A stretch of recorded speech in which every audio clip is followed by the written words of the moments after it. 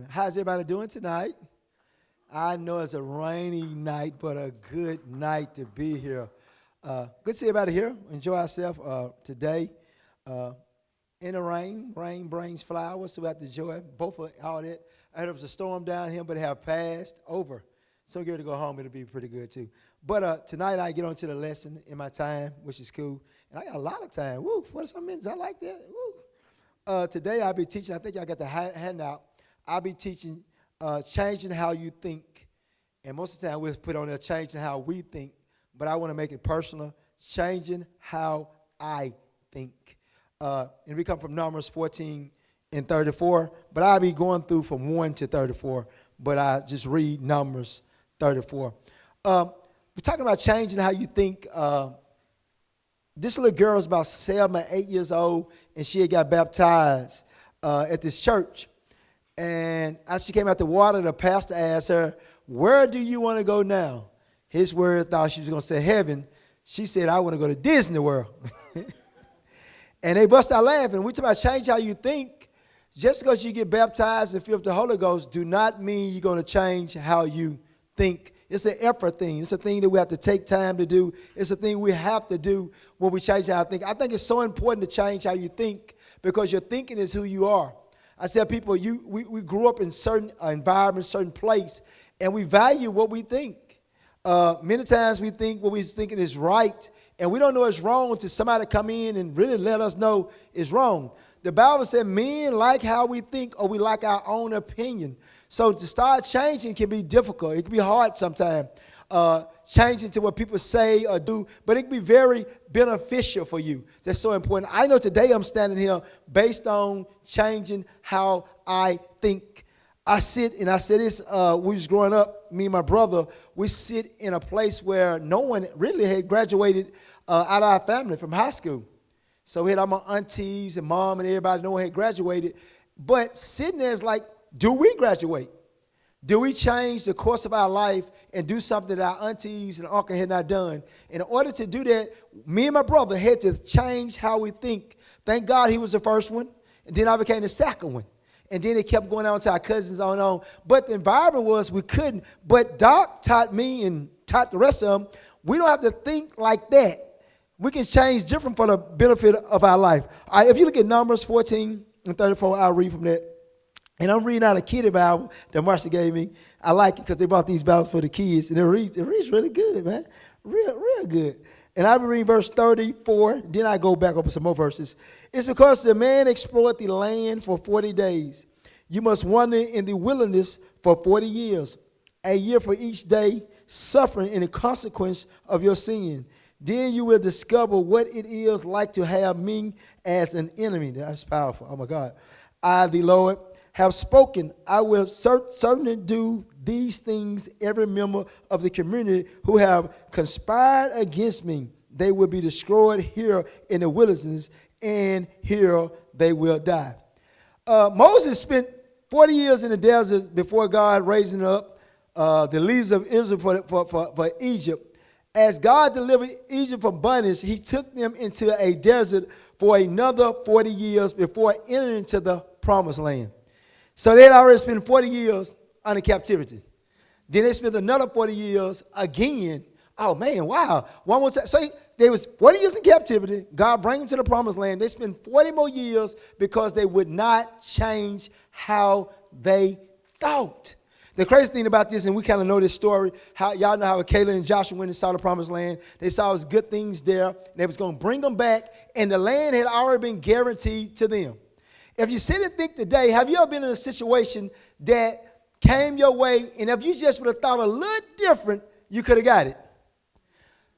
Situation where it happened, and you said, you took on something, said, this is how I'm going to do it, but somebody told you it was another path, and you refused to do it. I know I have, and basically I said what I have. I've been in some situations that actually, that me and Marcia's laughing about it, that I could have kept my mouth shut. But who I am and my personality, I'm a very bold person. And I hear a lot of people say, now, when you get in this position, Brandon, you might need to calm down. How? No, I ain't. This is who I am. This is who God made, and I ain't coming down. That's what I said. I said it, and I kept saying, and I hear people in my life saying, look, You have to change how you think. I was like, whatever. I think like this, I'm going to be like this. I ended up losing almost $30,000 because of that. I could have got a $30,000 raise, but I wouldn't keep my mouth shut. I just wanted to say, because that's who I was. That was my personality. And this is what happened right here in Numbers. They would not change how they think. And many times we believe our thinking is correct. This is how we feel. This is how it's going to be. Many sociologists talk about having an open mind, an unbiased mind, a welcome mind, a curious mind. Sociologists like us to look at our family surrounding as a fresh way, encouraging us to take a new look at the world we have curiously that we might bring in exalted foreign culture. What it's saying you must look at this totally different than you ever looked at it. You must change the things. And Doc talked about it real good. E plus R equals O. Environment, you can't change the environment, but you can change your action, and you'll get a better outcome. That is difficult. That is very difficult. Right now, you see the young generation, they got cell phones. And they got everything on there besides Jesus. And image is one of the hardest things for our young people to come across. And when they see money and cars and all this, they really think they can get it. They think Beyonce and Jay-Z just blew up in one day. It just happened. It didn't happen right. So they think they going to get it by taking pictures or by doing little reels. They do 100 reels and never make it because they think they're going to get it because of what they see. But that's not necessarily true. These people who are doing these reels or doing these things, they are working hard, spending a lot of time in it. And they think they're going to get their little phones, check themselves out, and they're going to be rich in one day. I see the kids got to college and they got their BS degree and they want to make $100,000. A BS degree, and they want to make with no experience.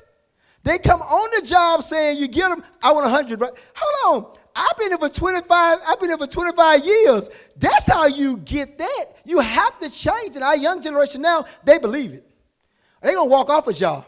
They got to change how they think. Just because you got education don't mean they're going to give you a good job this quick. So in this story right here, and I'll talk about some ways to change how we think. Numbers 14, 1 through 4, and I'll read that and I'll get to it. And they got small letters, so let me find. You got a little bit of letters on here. It says, then the whole community began to weep aloud, and they cried all night. The voices rose greatly, chorus protesting against Moses and Aaron. If only we would have died in Egypt. Even here in the wilderness, they complained. Why is it that the Lord has taken us from the country only to have us to die in a battle? Our wives, our little ones will be carried off in plunder. Would not it have been better for us to return to Egypt? They was plotting against themselves. Let's choose a new leader and go back to Egypt. Wow. That's my first one I'm talking about is self-motivated. It's an ability to be satisfied, desire, or go without being influenced to do so by other people. Self-motivated. Most of the time we get in a group, and a group wants us to come back where we came from. It's very difficult right here. They didn't want to change how they thought. God had brought them out of promise. God had brought them out of Egypt, put them in a place, and just because something came against them, they was willing to go back to a place where they was getting slave literally. They was willing to go back to, and they're free. Think about this. They're free. And some come against them, just a couple of things come against them. They're willing to go back to a place where they was in bondage. And they went against the leader saying, let's go back. That's crazy. You are out in a good place and they tell you to go back. One thing is saying they had no self-motivation. I don't know about it. You got to have some self-motivation. You got to be motivated. If don't nobody believe, you got to believe yourself. If ain't nobody going to change their thinking, you got to change your thinking. It's just how it goes. If nobody in your family going to change how they self, you got to have some self-motivation about yourself. People, I'm not arrogant. I just believe I can do it. I have to, if nobody believes in me, I have to believe in myself. I have to have some self-motivation. They was bad influence on each other. I want to talk about that because that's when the family come in. Bad influence on one another. They got together and said, let's take the lead out. And the leader had brought them out. Let's take them out though. And when it comes to bad influence on each other, Your friends, Doc said all the time. I love when he said, if 5 of your friends on drugs, you're going to be number 6. If 5 of your friends gossiping, you're going to be number 6. He keep going. We hang with eagles and not with chickens. That's the thing we talk about. People influence people. You know how people come to church? People don't really come to church like, yeah, evangelizing, TV, yeah. People come to church from people. People come to church based on what you said to them. Churches grow based on what you said to them. You can have a good TV, and that's all good in some, but basically people come to church based on you talking to them. We got plenty of people coming to church that we know. We just had a conversation with them. We was out in public. We told them where we were at church. They came to church and stayed. They came based on the influence we had on them. But also you can have a negative influence, and this was taking place right here. They was having a negative influence, and God was kind of upset because these was your older leaders. These are the people should have known better. You know, it's kind of funny. You see a man about 50 years old, and by my age, he's still sporting a sag. Or he got braids down his head. You're like, whoa, whoa, whoa. Or you see an older lady my age, and she still act like she a teenager. She come home, and she dropping like the little kid. You're like, whoa, whoa. And she know all the latest music. And you be saying, shouldn't she be mature? And there's a bad influence to your other young ladies. But this is how I am. This is how I grew up. I'm still trying to stay young. I got no problem with you staying young. I got a problem with you acting young and people behind you. Same thing with male men. Say they don't want to grow up. I'm going to be a player all my life. Man, you can't be a player all your life. You got to make some adjustments. And what it is, we influence other people. We influence kids and other people. Really, kids don't really care what you say. They really care what you do. I didn't care what my mom said. I waited on her actions. And my dad, I didn't care what they said. I care what they done. I really follow what they done. Mama tell me, she said, don't go outside or you're going to get a whooping. Why I still go outside? Because I saw her leave. It's got to be something good outside because she left. So I'm finding out what's out there. So really, even right here in this story, changing how you think or change how you think, it is difficult to change how you think. So we need good influence. We need people that can influence people to do correct and right things, not bad influence, especially when you're going against the leader. That's just terrible. Let's just talk about the household. And me and my wife, I call her mama, we had to learn this. Kids play you against each other. Grown kids play you against each other. Our kids was playing us till we got on one accord. We set their butts up.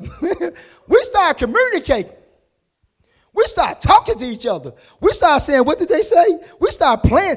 I come back and say, what they tell you. What they tell you. Still they giving them an answer. Because they'll come and play on our sympathy. And we said, oh, okay. Then that lie like mama said it. I don't believe my kids, so they grown. So I went and checked it. That's why influence is so, so important. And especially even in this story, changing how you think. These guys should get trapped in the wilderness for 80 years almost. 40 years here in bondage, then 40 more years, just because they wouldn't change how they thought. Now, this is crazy thing. Everything we want, we're not just going to see it. It's just, I got to see it to believe it. Well, God don't work that way. It's about faith. You have to change when you don't see it. And I give a plain example about, and I go a little in it, change how I think, I go to the next one. Their leader did not have a high standard. Not the top leaders, but the leaders among them did not have a high standard. Because once you said, go against the leader, and we were to be back in Egypt, we were to be back somewhere where we can plank. That's the same thing with our kinfolks. I say our kinfolks, we got kinfolks, I still hang with kinfolks, we pretty cool. And then we go to some gathering they have, and yeah, we did just get drunk with them, we did just smoke weed with them, we did just party with them, but now we come back. And we ain't going against them, we ain't mad at them or nothing. Now we show back up, and we ain't saying don't do it, we just said we don't want to do it no more. And then they get upset and say, oh, y'all bougie. Y'all think, I tell them I'm bougie and gangster. I don't care what y'all tell me. You ain't going to tell me living a God life and down me. So they're trying to influence you to come back to do what they're doing as leaders. No, I am a leader in God. I cannot. Now, I can sit with you, but I don't want to indulge back into that. I don't want to go back to Egypt. Because I know what happened when I was out there. It was not pleasant. Yeah, I had some good times. Yeah, it was fun. But holistic, hey, it was not what I thought. It was some bad days back there. Some days I thought I wasn't going to make it. Some days I thought I was going to die. Some days that I just regret. Some days that suicide came up. I don't want to go back to that. And that's what we have to be as a leader. We have to have high standards. You got to have them. And when I say high standards, you got to have standards that you can keep and believe in them, especially for our kids, and especially for my kids. I'm going to tell you why I got to have high standards for my son, because he's just like me. When we get mad at our kids, I get mad at my son because he's just like me. Wait, two of me. He called himself Brandon Double or something he called himself. What I didn't do, he guaranteed to do. I be tripping out. He gonna see this. I have to have high standards. If not, this boy gonna run me crazy. He almost 30 years old, and I see myself in him so much. I be like, dang, and I see why my mama went crazy. I see, because he run me crazy half of the time. But I have to keep standards, even though he comes to me about situations. But my standards have to stay high because I don't want to die in the wilderness, and I don't want my son to die there neither. So as leader, we got to have some high standards. We got to have some goals. We got to influence the next generation. You got to do it. You got to do it. I'm in a situation now, and I said in the film, I'm in a situation city, and I'm trying to build this facility, this huge facility on the side of town that they don't build things. Nothing have been built over there in 50 years. So I'm trying to take literally 3 of my departments and put them as one in a low income area, and I'm asking for millions. And I ain't backing down with it. I'm asking for millions. I ain't talking about 5 and 6. I'm asking for 20 plus. This little Napperhead project boy is asking almost predominant white city, he want that much money. And I wanted to go in a low-income side of town to build me a gym, a boxing ring, a STEM program. I can go all day. 2 gyms, 36 office for my staff, a facility when you walk in, it's classy with glass behind it. I mean, with a fountain. I'm asking for them to put something like this in a community that they don't believe they can put money in. But watch this. My standards are high. They was like, Brandon, why do you want a facility like that on that side of town? Because I got high standards. I don't want a rundown facility on a rundown side of town because the kids going to think they run down. I need a high facility. And the man told me, boy, your standards high. I said, huh? That's not even high enough. They asked me, Brandon, what is it about you? Because y'all know I work with not a lot of, I'm about the only black in a lot of things I do in my city. They said, Brandon, why do you act the way you act? This is what I told them. This one thing's out, because God is not black and he's not white, he's a Jew. They got shocked at that. Second, I'm anointed to do this. I walk in all my meetings with my head up. And I ain't with our race, I'm with another race. When I walk in, they said, he got standards. I get best dressed in the city.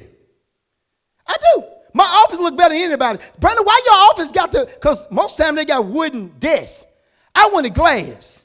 Why you got because I got a high standard for these kids. I got a high standard for me. I want them to walk in my office and want to be just like me. That's the same thing happened here. The ducks was complaining and worrying and want to go back to Egypt. No. Let's get a better environment. And they know I got to have standards. That's why when I ask for the money, they still working on it. They're trying to get it to me. But I believe God will do what he needs to do. So we got to keep a high standards. Number 2, Numbers 14, 10 through 12. It's like changing how I think. I must change how I think. I must change how I think. It's funny, my wife was giving me in college. Real funny. She was giving me in college. And you know, I ain't do too hot in high school. you know. Now she give me in college. Later, brother, and she believe I can do it. The problem is I don't believe I can do it, And now, high school was a little hard. Now read these books on another level. And I'm at the University of Alabama. No, I left school with a 1.4 GPA. And the teachers in there like, what? I mean, what? I literally, I didn't even know. Doc told me, my wife said, what is your GPA? I said, what is, I thought she was talking about one of them graphs you own. She said, no. She said, what's your grade point average? Is that what that mean? I don't even know what that means. Your grade point average. Then she said he totally left from the 9th grade to the 12th. That blew my mind. So what I did in 9th grade is going to go to the 12th? Yeah, that's your whole year. Wow. And out of what, 325 people, I was 320, only with 5 more dumber people than me. And now my wife is saying to me, change how you think. You got me in an environment that I'm uncomfortable. That's what happened to them. They took them in an environment that they was uncomfortable. They was used to being slaves. I was used to being ignorant on situations like Doc said. I was used to it. I wasn't mad at it. A lot of times when a situation is bad, we're not mad at it. We are comfortable. And we don't realize it's a bad situation. Somebody come by and say, hey, this is not good. And then when it's time to change how we think, it's difficult. I'm on the University of Alabama campus, walking around, literally to class, 150 people in each class, and my wife told me I'm going to make it. Oh, Lord, come on. Y'all, you got to be kidding me. This ain't going to work. But what I done, I was in an environment of education. So it started changing me how I think. Either I was going to make it or I was going to go back home. So I started saying, whoa. Then I started sending some of my classmates up there. I started saying, if they can make it, then I can make it. And before I knew it, guys, I was in a library. I couldn't believe I was in a library. I was in a library reading more than 30 minutes. I look at it, been 2 hours. I knew it was a God. Then I was in the library for 2 hours. I was like, what? And before I knew it, I started getting more in education. I started seeing the importance in it. I started changing how I think. I said, I want to go back to the K to where I was. I want to go back with a 1.4 GPA. At the end, but when I left there, I had 3.5. When I graduated, I had a 4.0 when I left the other ones. How did I go from a 1 to almost a 4? How did I change how I thought? I saw it was important in what I was doing. But let me read this one, because the next one is relationship management, and it's Numbers 14, 10, and 12. And I'll read them right quick, because my time went. I got 20 minutes. It said, but the whole community began to talk about stoning Joshua and Caleb. Then the glory presence of the Lord appeared on the Israelites in the tabernacle. And the Lord said to Moses, how long would these people treat me in contempt? Will they not believe me? Even after all the miracle signs I have done among them, I will own them and destroy them with a plague. Then I will make you into a nation great, mighty, and then I want to talk about relationship management. I talk about self-motivation and relationship management. It says, explaining your decisions, don't just make them. Explain your decisions, don't just make them, and only get mad on purpose. Be open and be curious. I want to talk about that. Right here, when they going right here, they're going to stone Joshua and Caleb, the two that went in the promised land and said it was a good place to be.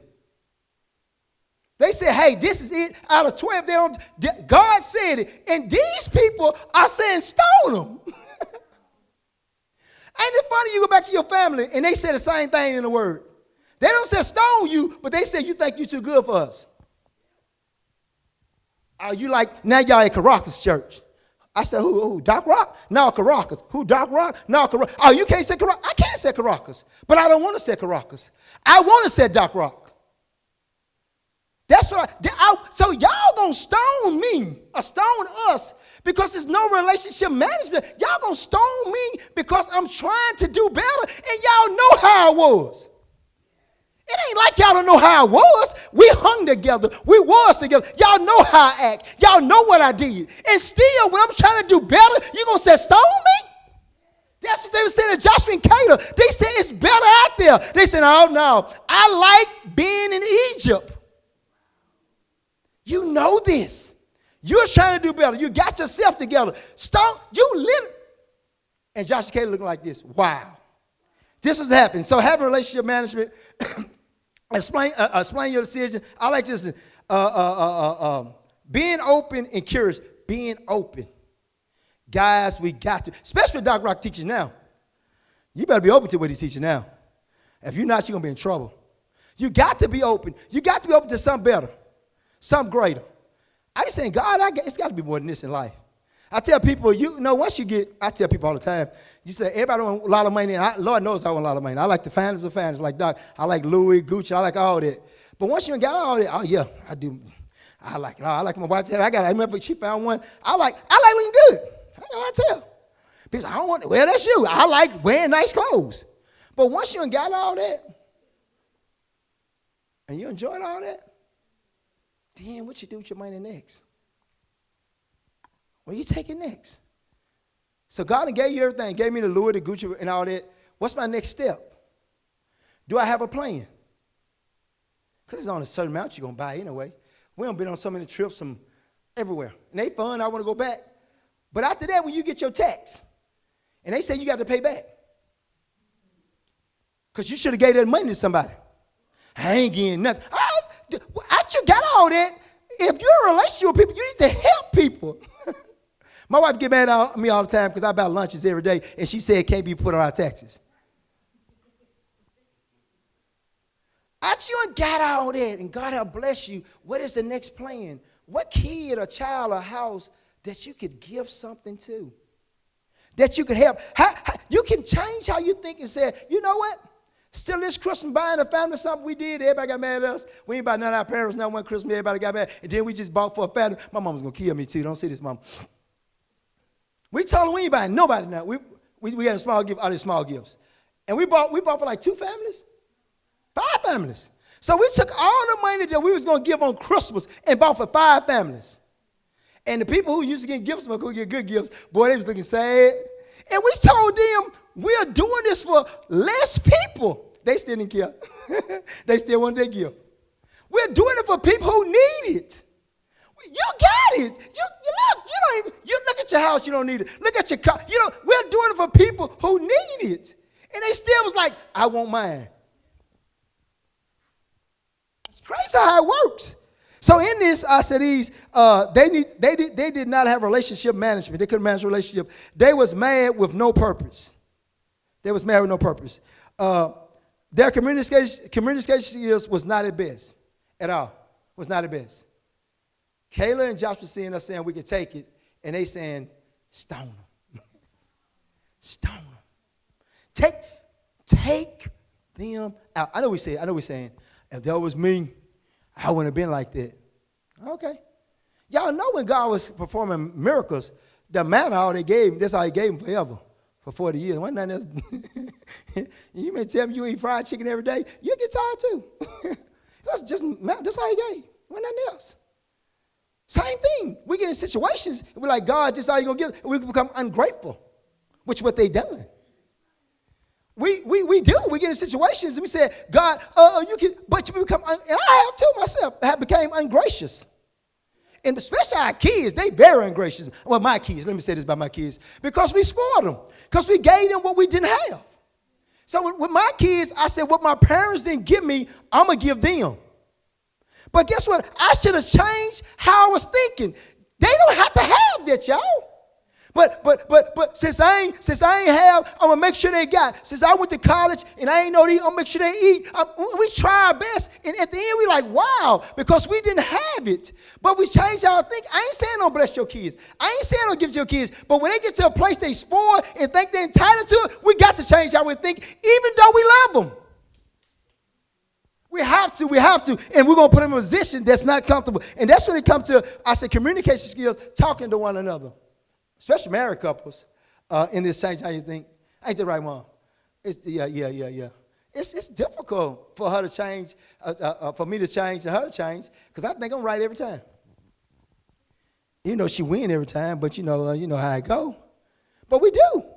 Just sitting down, conversating, and saying, hey, I hear your point of view, you hear my point of view. So these grown folks didn't want to talk to Kayla and Joshua because they was what? Older than them. They didn't want to communicate with them. They knew God more. These young bucks just started connecting with. We've been with God for 40 years. Boy, when we was in man, you was in your pamper, Kayla and Joshua. Y'all was little babies. Now y'all little jokers don't come up. We got out of Egypt. We prayed our way out of Egypt. Now y'all little teenagers, half adults, 21. Now y'all gonna tell us to follow y'all? Oh no, we ain't doing that. How close are you to God really? That's what we say. We do. When it's come time to change our ways, what we're doing, and we have to get to a point where we have to communicate with these young people. We got to talk to these young people. And Doc proving it right now by putting young people up front. I ain't got no problem with it. Me and Lady Bruno was laughing Sunday because they somebody could take our place as youth pastors. And the little girl told me, she said, when I come to you, this is what they said. They said y'all old and boring. I started saying, I'll hop you little girls calling me old and boring. And me and Lady Bruno was laughing. I said, who want to be next? I've been doing this for 27 years. I ain't got no problem changing. I have no problem changing because I know God has something better for me, and we got to believe that. That's something in the church. Y'all know people stay in the same position forever. Old lady about 100 years old teaching Sunday school to the teenagers.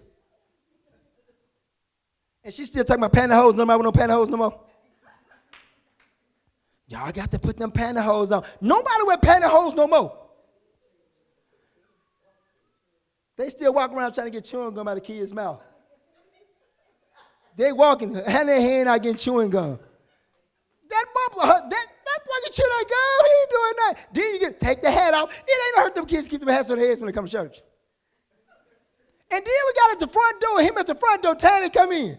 You know they aggravate your people, but we don't want to move them.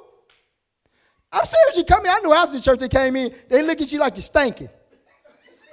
Especially that chick that came in kind of fine with a little dress on. Then they get jealous.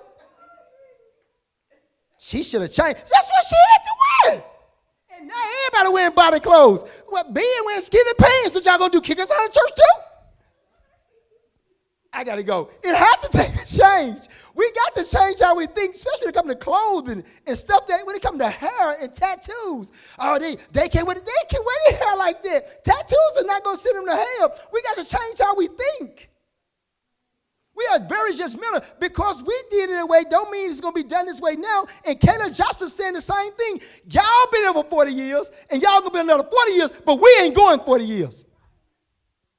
I got a slogan I said. I'll never be broke another day in my life. I said that slogan for 10 years.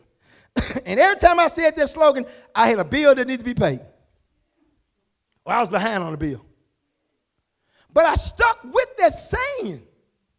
I think we're almost living off one salary now, close to it. We're almost debt free, right at it. Yeah, close to it. We're doing pretty good. Mortgage payment, but everything else we kind of like taking care of. I trusted God. I changed how I thought. I believe God made an intelligent black man, and if I act right and did right and served him and gave right, my spots I was missing, he'll come in and do what he said he'll do in my life. I was not a failure even though I failed. I was not a failure even. I changed and said, I am somebody. And I am somebody great. I don't have to be like my granddad had been an alcoholic. I don't have to be like my financial lineage. I can stand out among my finances and be something great. Even though I came from a bad line, a bad bloodline, I can change this about how I think. And that's the problem here. Caleb Johnson thinking totally different. I got 9 minutes to wrap up. It's saying self-motivation, relationship management. My last thing, self-awareness. The ability to understand social and ethnic norms of behavior for family, school, and your community. They had no respect for their leader. No respect for their leader. I talk to kids now, and they call me by my first name. I ain't got no problem put a hand on my name. Some of my little cousins, and they come up to me and call me by my first name. I don't even answer them. They said, Brandon. I don't even look like I see him. I still be standing like this. Brandon, I don't even say that. Then mama said, do you hear them call it? I don't. Till they call me Mr. Brandon or Mr. Watkins, I got a problem. Because I'm still calling you my auntie by Mrs. and saying, I'm saying yes, ma'am, to y'all. And y'all got little nephews and cousins saying, what's up? You ain't saying what's up, because I ain't know what's up with you. I'm a full-grown man, boy. They have no respect for leaders or adults or our elders. One thing they asked me, how did you get blessed? I always respect my elders. Even in this, Caleb and Joshua, when he said stone them, they did not go against their elders. They did not go up and call them old. They still had respect for them. You got to have respect for your leader. The leader of your house, the leader of your community, the leader of your job. You have a job, say, I don't like my supervisor. Well, you may not need to be there. Because you coming in every day mad at him, God probably ain't going to bless you. Because you might not like him, but you should respect him. On my job, same thing. I got like 36 people under me. I know they don't like me. They don't. I because I know my standards. All of us wearing the same shirts we look like Pastor Horton church this summer. Now Pastor Horton have the same color. All of us look like that. All blue, purple, green. We just like a Pastor Horton church. I don't know if y'all been in Atlanta, Pastor Horton church. Now he is. Everybody like a box of Cheerios. We like a box of Cheerios this year.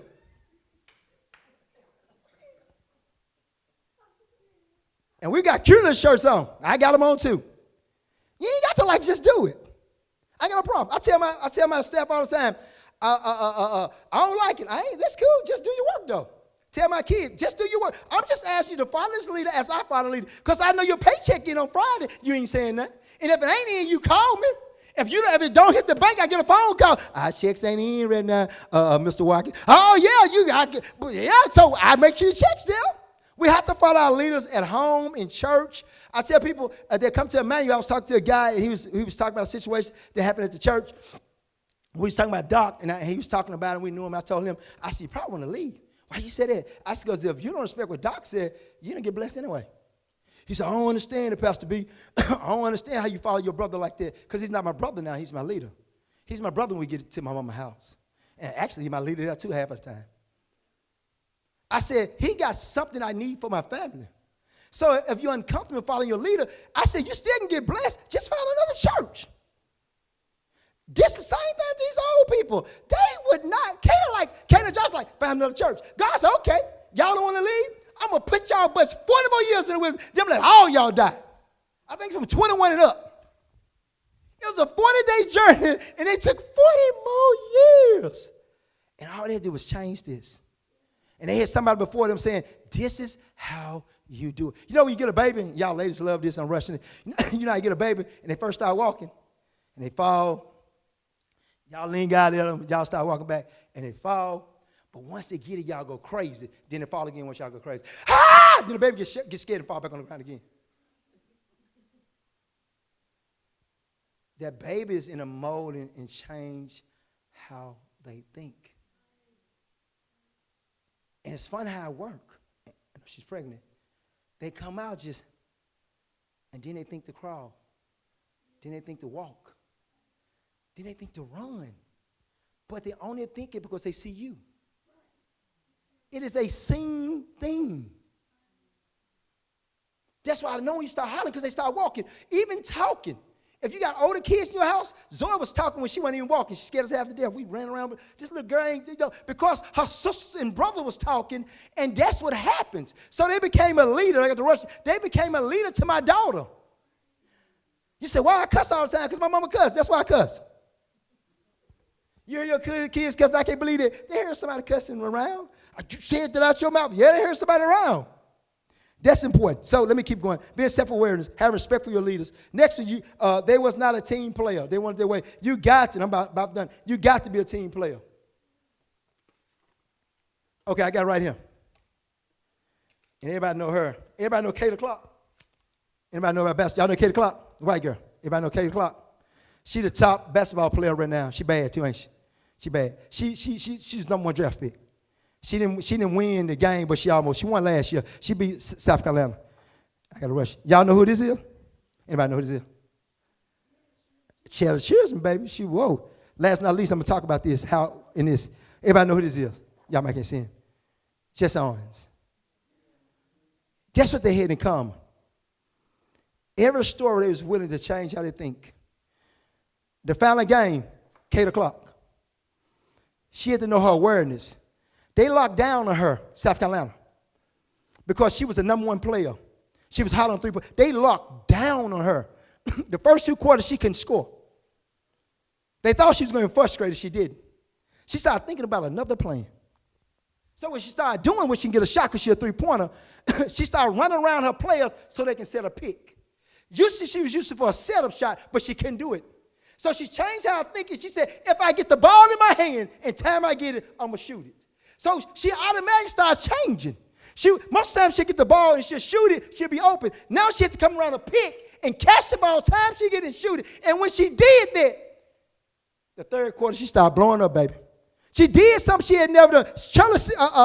This girl right here, this lady right here. I don't know if y'all saw the movie. No black woman was doing what she was doing. And she was a bold black woman too. The white guy came to her. He said, I can't believe you making 2.5. That was $42,000 then. He kept messing with her. She told him, she said, like, be like a ghost or something. Disappear out my face. She was talking to a white man during that time. Charles Caesar, said this chick was so bad, she believed in what she believed. The guy came and she said, I can do it. She never was questioned because she not do it. He said, but you're a black woman. She didn't see herself as a black woman. She saw as a woman that's going to do it, and she would have won. They did just like in this story. They turned on the black people, turned on, she get their votes. She had it.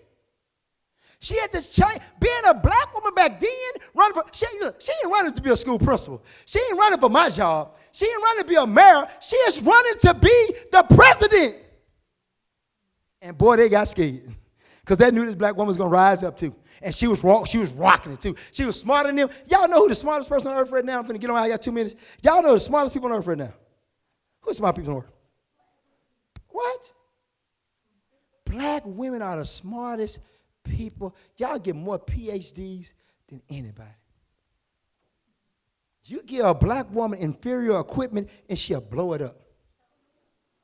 Grandma was sitting in there and they was laughing at grandma and they had cut the pig up, got all the good meat out of it, and they looked at grandma and joked and threw all the intestines at her. She looked at this, ain't God good. She found someone to rip all the BM off of it and clean it all. Now it's a gourmet meal in New York. You got a black woman. She was raising a white kid and a black kid. She breastfeeding both of them. It's crazy. How she doing? And right now, she's in the same position as a man, and she make less money, but she's more smarter than him. That's why he got her there. And she's still coming to work, knowing what God gonna do in her life. I'm telling you, if you change how you think, God will do something crazy. The last one, my time almost up. Y'all know who this is? Jesse Owens. How y'all saw that? That joke was crazy. That joke gonna tear Hill off. Jesse Owens got on his coach said, a black man is not gonna talk like me. Jesse still kept talking about it. He said, oh, yes, I am, because I'm gonna quit. Y'all ain't gonna get no gold medal. Y'all gonna have some bronze medal. He said, no, a black man, Jesse didn't care. Jesse said, I know I'm the number one stunner. I know y'all got to have me. You did not talk to white folks like that. Jesse Owens did not care. His thinking was on another level. He knew, in my time going, they didn't think different. All three said knew to think different. I hope today, in looking at this story, you don't want to, and I'm whining, you don't want to be in the wilderness for another 40 years. All you got to do is listen to somebody. Change how you think, and you go further. End with this. And me and my wife laugh at different things that's funny all the time. She's smiling right now all the time. My wife said, she said, we're going to go on a money diet, what you call it? I laugh. I like being down unclaimed baggage. Now she's saying, she got this crazy idea, my time gone. She got this crazy idea we're going to live off one salary. We're going to buy certain amount of stuff. I'm like, man, this one crazy. We're going to eat certain stuff. We're going to do certain stuff. I was like, man, I don't know, mama. So I changed how I thought. And I started following her ways. And I watched us pay bills after bills, debt after debt. I watched us pay for our kids' cars. I started watching what she said operate. My mama didn't teach me to operate like that, but her mama did. So once I changed it, I said, wow, this was crazy. Once I changed it and got back where I'm back in the flow where I was, I can do things I did. Sometimes, guys, God will put you in a position to change how you think to even get you to a better place. But you have to do it. God bless y'all. Enjoy y'all guys tonight. Give God a hand clap of praise. To Emmanuel Church, you had a good time. God bless you. Have a good one.